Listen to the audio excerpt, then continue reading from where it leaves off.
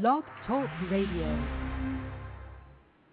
Hello, everyone. Good morning. This is Lori Smith on Blog Talk Radio. It is Tuesday morning, 5:30 in the morning here, Calgary, Alberta time, and it is February the 16th. I'm happy to be here today. This is One Child Abuse Survivor to Another, and I'm glad you can join me. I'm just waking up, having some coffee, and we're going to be discussing the same thing we were talking about yesterday morning, which is an article that I found that I think is quite good. It's on long-term consequences of child abuse and neglect, and it's from the Child Welfare Information Gateway, and you can find that at www.childwelfare.gov.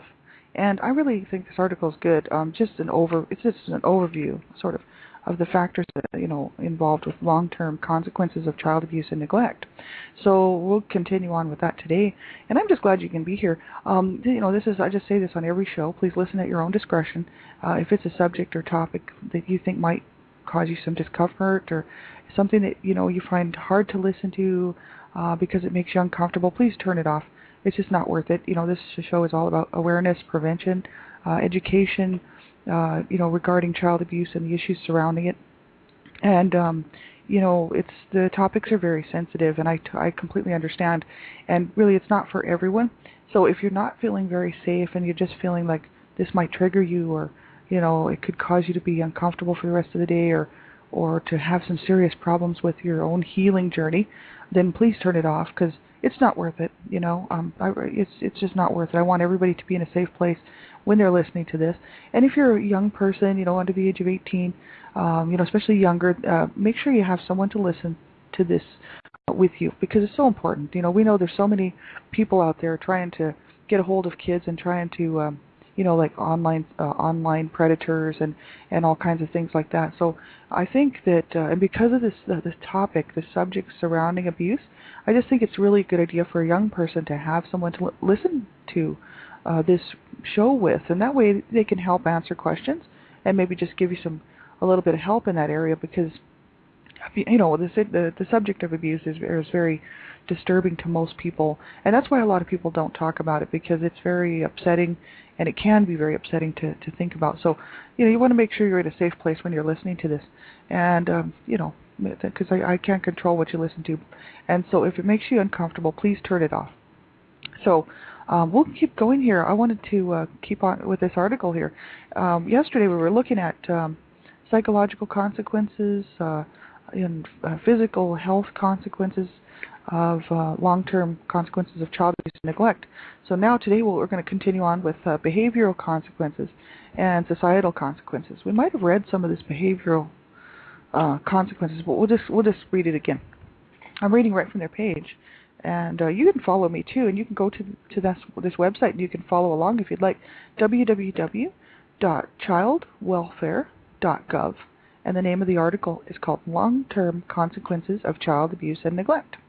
And so we've got about 10 minutes here, and I'll just start reading right from the page. Not all victims of child abuse and neglect will experience behavioral consequences. However, behavioral problems appear to be more likely among this group, even at a young age. An NSCAW survey of children ages 3 to 5 in foster care found these children displayed clinical or borderline levels of behavioral problems at a rate more than twice that of the general population. And later in life, child abuse and neglect appear to make the following more likely, which is like difficulties during adolescence, juvenile delinquency and adult criminality, and alcohol and other drug abuse and abusive behaviors. So they found that, later in life, child abuse and neglect appear to make them the following more likely. So they've done, lots and lots of studies on it, and we'll just read right from this page here. Difficulties during adolescence. Studies have found abused and neglected children to be at least 25% more likely to experience problems such as delinquency, teen pregnancy, low academic achievement, drug use, and mental health problems. Other studies suggest that abused or neglected children are more likely to engage in sexual risk-taking as they reach adolescence, thereby increasing their chances of contracting a sexually transmitted disease. And, that's 25. They said it's at least 25% more likely. That's what the studies have found. And this was an old article from 2008, so it is, the numbers will have changed, right? So we won't worry too much about the actual numbers. It's just the fact that the studies show that there is a lot more, a percentage of people who have, grew up in abusive homes or were neglected as children actually show that there is a higher percentage of difficulties during adolescence, and really that's no wonder. And even in my case, because I didn't have really a good, strong family core, and I grew up abused in a home that was just full of violence, full of domestic violence, and just really horror. I was out on the streets quite a bit just because I really didn't want to be at home, so I was out running around, and just didn't have a good parental. My parents were just too busy fighting to really mentor us, So I just kind of did my own thing, and really it led to a lot of drug abuse and all kinds of stuff. So this can happen, and we know that it does. A lot of my friends were in the same boat, and actually a lot of them came from worse homes than mine. I actually was always trying to help comfort them and give them some, just share my friendship with them, because I knew myself what kind of a home I came from, and I thought, man, they really have it rough. So it's hard. It's so hard on kids, and that's why there's so many issues surrounding the adult survivor issues and it's no wonder. And if you're suffering, if you're out there and you're listening to the show, don't suffer in silence. I finally reached out and got some help from support groups, and these would be people that would have experienced similar things as myself, and it's so good to have someone to talk to. I haven't reached out and got any professional help yet, and that doesn't mean that I won't, because I very well might. And so I'm not against that at all, and I think it's so important that we do whatever it takes to have a good life, because the first part of, obviously, our childhoods, we can't really control what happened. And we couldn't control it at the time. So, but we can control what kind of a life we have now and what kind of life we want now. And that's what made me realize, I thought, I want to have a good life. And it's worth doing whatever it takes to get the help that we need to have a good life, because we can. And it's just a matter of finding some really good support. And, if you don't find that good support, just keep looking for it. And, you want to find people that actually care about you and make it, because, when you grow up in an abusive home, so often the whole family just falls apart. And, like in my case, and really, you almost are on your own as far as, not going to have anybody hanging around going, hey, let me help you, or anything like that. You're on your own kind of, and you have to make these decisions for yourself. And if no one's going to help you do that, then you have to reach out and find someone, who's going to be a good support person for you. Because there are good people out there, and I found that out, and quite a lot of them listen to my show, and I just love them all so much, because they mean everything to me. And really, it's so important to have that good support. So, juvenile delinquency and adult criminality. According to a National Institute of Justice study, abused and neglected children were 11 times more likely to be arrested for criminal behavior as a juvenile, 2.7 times more likely to be arrested for violent criminal behavior as an adult, and 3.1 times more likely to be arrested for one or of many forms of violent crime, juvenile or adult, right? And so it just kind of leads to that, right? And it's just no wonder, because children mirror what they see at home. And if they see if they grow up around violence at home, they're just going to mirror that. And quite often, not every time. I mean, obviously, this doesn't apply to everyone, because not everyone who grew up in an abusive home is going to be violent. So it's a general kind of a study that they've done, and found that there is cases where it's just a little higher than other cases, and so that's true. Now, it doesn't affect everyone the same way, and it just depends on a lot of factors are involved, right? But I know in my case, I saw a lot of violence and a lot of bad stuff going on, and I kind of just mirrored it out in my own personal life, and was always threatening to beat people up. And even in my teen years, like my teens and stuff, I was people, because I didn't want to be hurt anymore. I was the one that wanted to lash out at everybody else. So people kind of stayed away from me, because they thought I was kind of crazy, and I might beat them up, students at school and different things, kids on the block. I kind of presented myself as a tough person who would beat them up. And I did that for my own self-protection, because really I didn't want to take any more abuse off of anybody. And so it was almost my way of saying, you know what, I'll get you before you get me. And that's a sad way to live.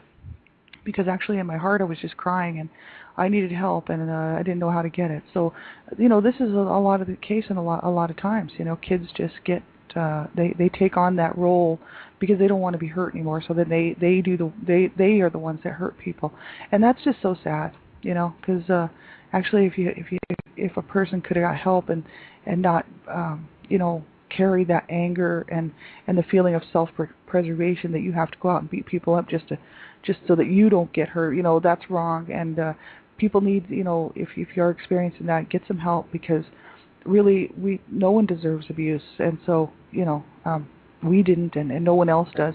So just as I don't want anybody abusing me, and I will actually refuse to let anybody abuse me at all, I have to be the same way. I can't abuse other people.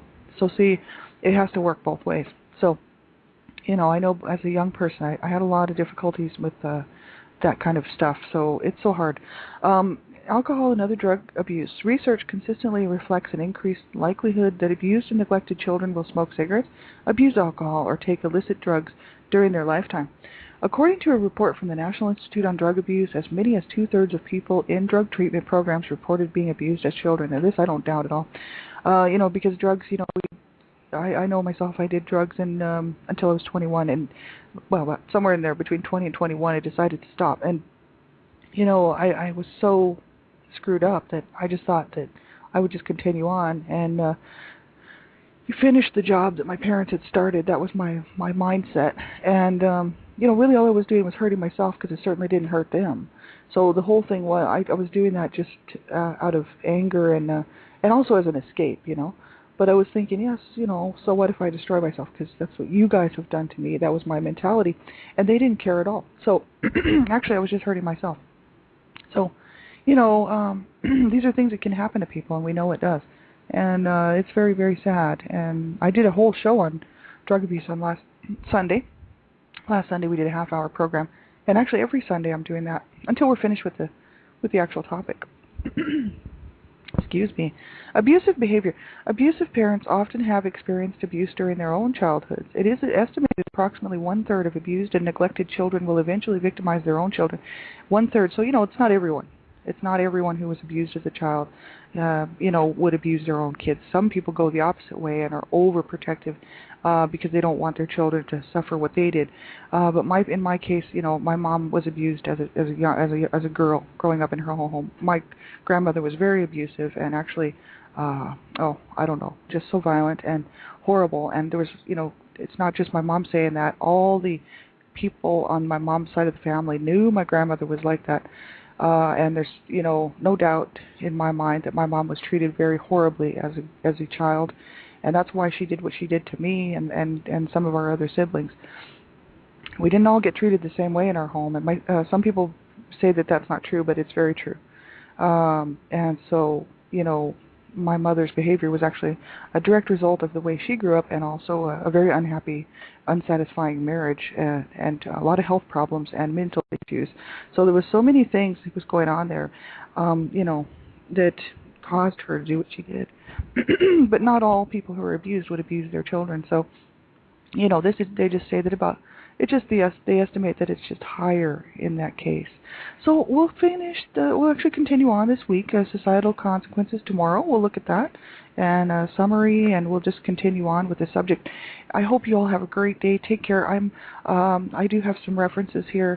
I'm the Canada Regional Director for Dreamcatchers for Abused Children, and that I'm so happy about. I'm a volunteer with them, and I'm so happy to stand with them. If you need some information, get a hold of me.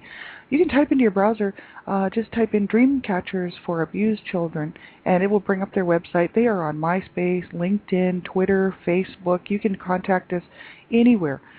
We have all kinds of information. Please get a hold of me if you need anything and you need some resources, and I'll try and I'll do my best to get the information, and if I can't, I'll steer you to somebody who can, right?